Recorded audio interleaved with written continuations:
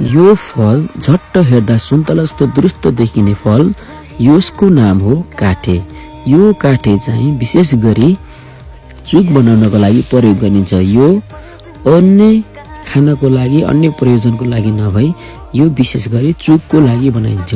यो धेरै मात्रामा यसमा अमिलोपन हुने भएकाले यसको चुक भने एकदम राम्रो हुने गर्दछ। आज हामीले दिनमा यसलाई पेलेर हामीले चुक बनाउन लागिरहेका छौँ र यसरी छान्यो भने यसमा भएका त्यो दानाहरूलाई हामीले छानेर बसाल्यो भने चुकमा केही फोहोर वस्तुहरू जाँदैन।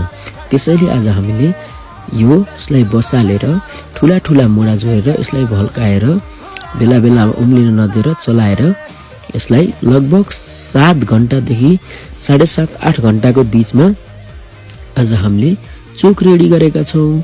यो धेरै खाड्दा यतिको बनाइसकेपछि हामीले भाँडामा राखेर यसलाई हामीले तयार गरेका छौँ।